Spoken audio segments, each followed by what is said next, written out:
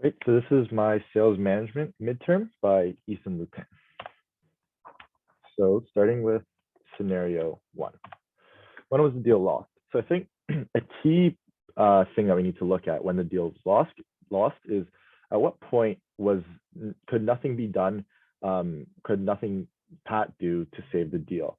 In my opinion, the deal was lost on May 20th. On May 8th, Martin Duluth, the CTO, was already not impressed with the machines, with the specifications of the machines that Pat showed her. At this point, too, we also knew that Hofstede, a competitor, met all of Hamilco's needed specifications. And on May 20th, we found out that the competitor's offer was to sell Hamilco a machine for $1 million. We know that the position of Matter-Right's machines were high price, but also high quality, and that Matter-Right would not be able to match this price. So given all of these variables, I believe on May 20th, Pat couldn't have done anything to save this deal because a key decision maker was already out on buying these machines. And also the competitor's offer would not be able to be matched by Matter-Right. So moving on to some important insights. A lot of these questions should be centered around learning more about the decision-making unit, the buying process, the buyer's budget, and the different competitors. So some important insights that we need to look at is how much decision-making power does each person in the decision-making unit have? Where's Hamilco in their buying process? What does each person in the decision-making unit want to know? What is Hamilco's budget? Whose machines have you purchased prior to the expansion? Because they are expanding, which means they have machines in place, which means they must have had to use a competitor initially. And what's that relationship looking like right now? And finally, what's driving Hamilco's decision? Are they looking to pay more for better machines, or do they just want machines to get the job done? How to obtain these insights is to start. They called us, so we know the stage of the problem ID that they're at. They're either admitted or vision of solution phase, meaning that they're looking for an answer, or they know they have the issue and want to expand. Because we know that there's interest, we can do some preliminary research and due diligence on just the company and certain members of the company that we could think that are part of the decision-making unit. I think a lot of these insights could actually be obtained in the first meeting with Dr. Miller, because I think this intro is a great way to understand if this deal would actually materialize for Matter-Right. So questions like, who else is involved in this decision? Who are the most important decision makers? What's your budget? What types of machines you're looking for? And different questions like that would really help Pat understand what Hamilco is looking for from the machines that they want to purchase to expand. So on to the different selling actions. To start, I think the call with Dr. Miller was very important. This is because it was just the initial call, his initial reach out. And on this call, Pat didn't really ask any questions and didn't really learn anything more about the prospective customer. So this made it difficult for Pat to align with what Hamilco wanted because Pat didn't gain any insight from this first call and meeting. So the impact was negative because, like I mentioned earlier, Pat gained nothing, and he's going into these negotiations, into this buying process, essentially in the dark because he didn't obtain any of the important insights from the initial call that I mentioned in the previous slide. A second one is May 8th, and this was the meeting with Martin Duluth, the CTO, and this was all about talking about machine specifications.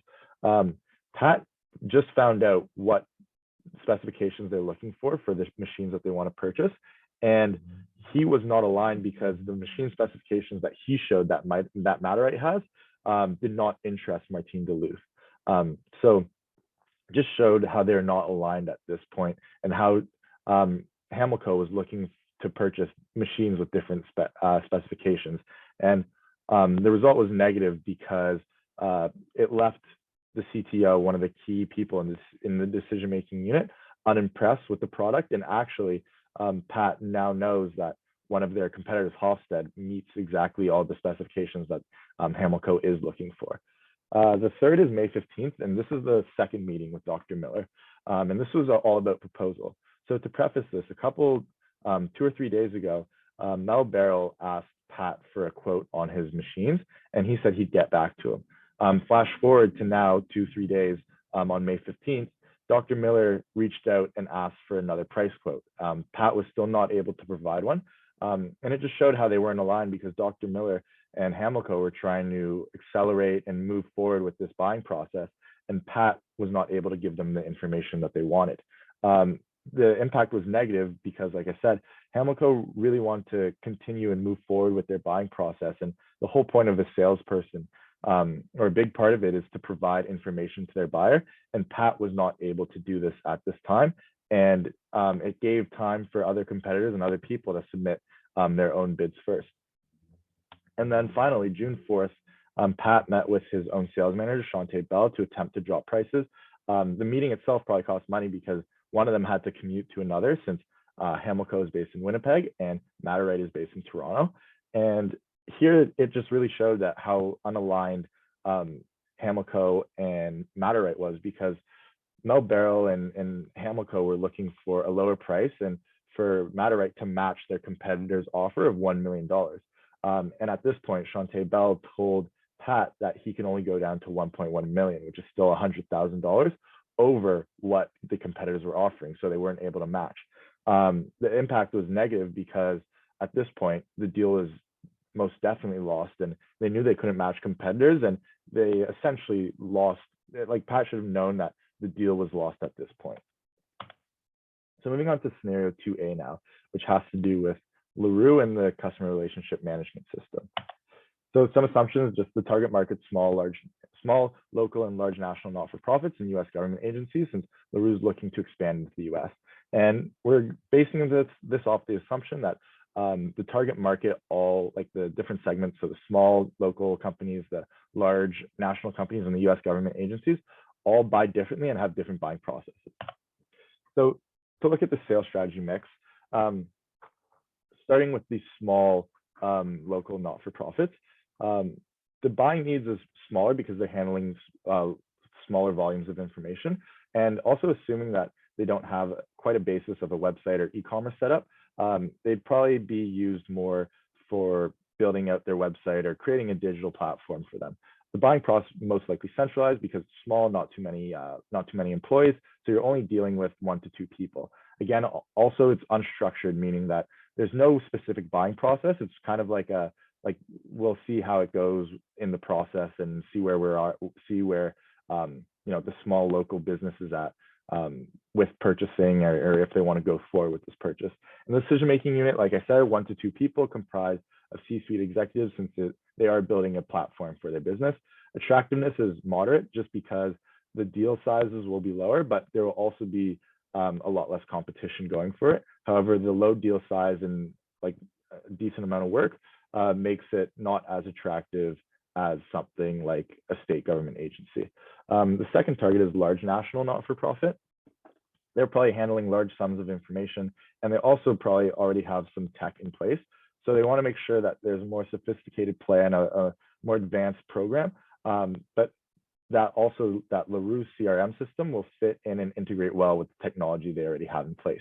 The buying process will definitely be more structured, and they'll probably have a detailed step-by-step purchasing plan that outlines, the people that it needs to sign off, the steps they need to take, and different things like that. The decision-making unit will be 5 to 10 plus people in the different departments that this would affect. And also, since it's such a large decision, they'll probably get some C-suite executives involved as well. This is moderately attractive because the deal size will be large. However, there'll be a ton of competition, and it'd be difficult to close deals of this size. The third target is municipal government agencies, so cities, towns, etc. Their buying needs is, again, a general package to handle lower volumes of information in comparison to like state and federal. Buying process most likely centralized, and they also will probably have a government regulated detailed step-by-step purchasing plan policy. Also, just to flip back to the buying needs quick, they'll also need to have ensure that LaRue CRM system follows all rules and regulations and complies with the U.S. rules and regulations. Back to buying process, so it'll be detailed step-by-step purchasing plan policy, and the decision-making unit will probably be 2 to 5 people comprised of the different government departments, and also some of the higher up people like the mayor of the city and different people like that.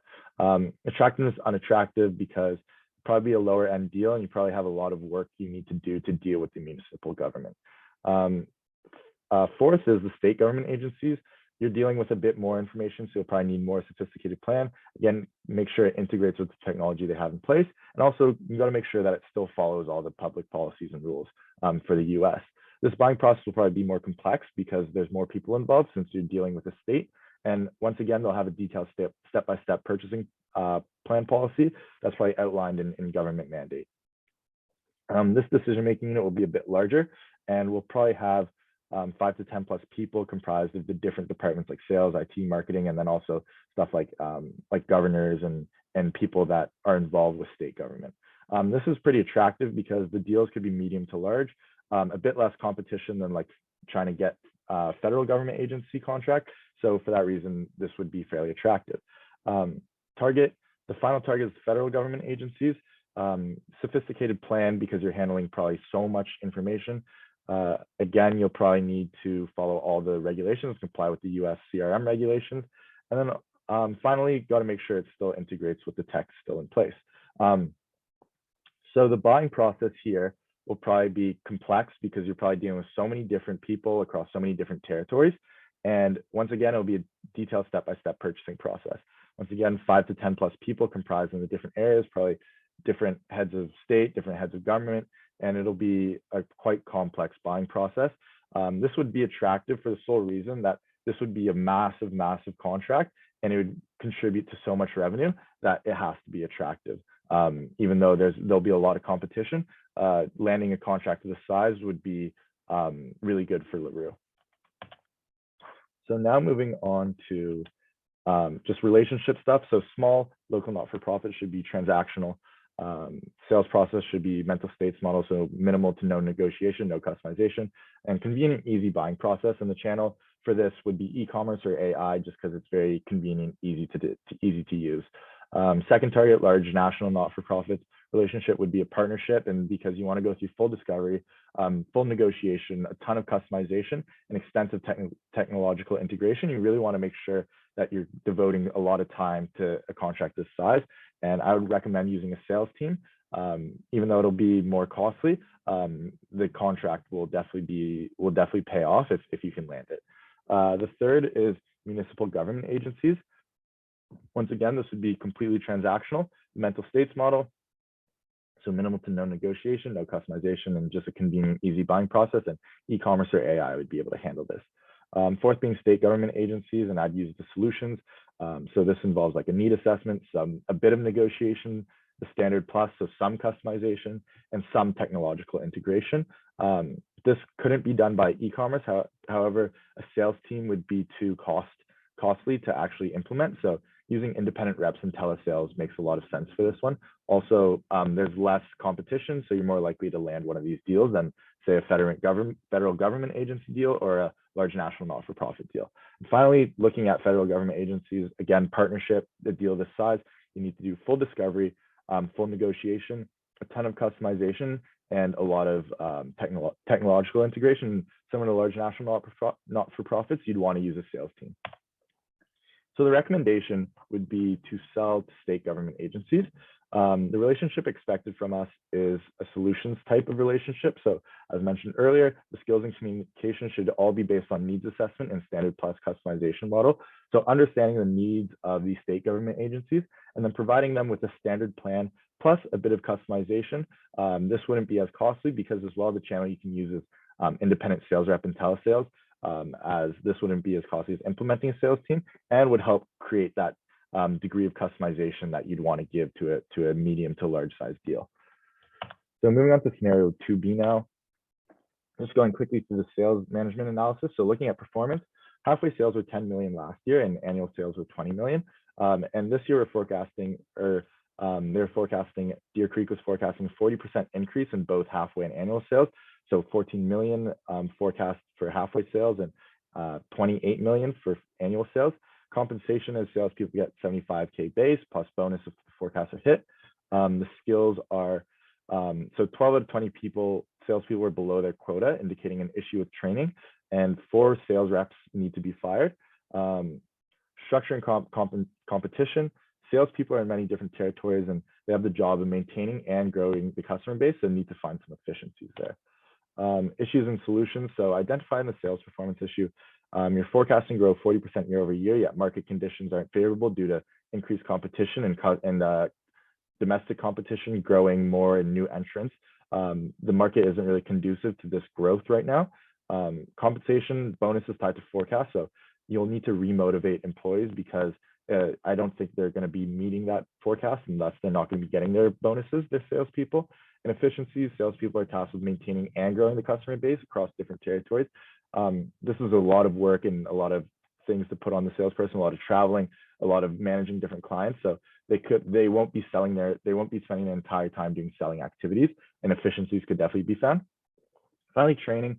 Customers have new buying behavior where they buy in groups, and salespeople are having challenges selling to this new buying behavior. So solution would be don't tie bonus compensation to company performance, split up sales force based on territory and the size of deal, and retrain the entire team so that they're better equipped to sell to new customer behaviors. So like I said, to increase efficiencies, DRC should divide their sales force based on territory contract size. This has a bit of risk though, because since they're also tasked with maintaining relationships, moving salespeople from territory to territory could mean that they're losing strong relationships and losing potential clients there. But I think to increase efficiencies, this is necessary, and you can always throw a new salesperson to help maintain the current client. Second, Deer Creek should also retrain their sales force because of the new buying behavior. It clearly shows that their sales training is outdated for how buyers are now buying in the market. So they should retrain their entire sales force. However, this does come with a bit of risk because since you are retraining everyone, it will take time and will take time away from your salespeople selling and growing their customer base. And finally, compensation should be changed to remotivate the sales team. New international players are trying to poach different top salespeople from different teams. So switching to a commission-based model that doesn't rely on the forecasting issue will help motivate employers to continue to sell throughout the year. But the only thing is a risk is that based on the territory or the deal flow of certain areas, like if someone's assigned to small contract sizes, they could be getting more commission because they have more volume of deals versus someone that's assigned to larger deals. And that's a risk that needs to be mitigated. However, I believe switching to a commission system would definitely remotivate the sales team and would help them sell and grow the customer base. And that is my answer to all the questions. Thank you for your time.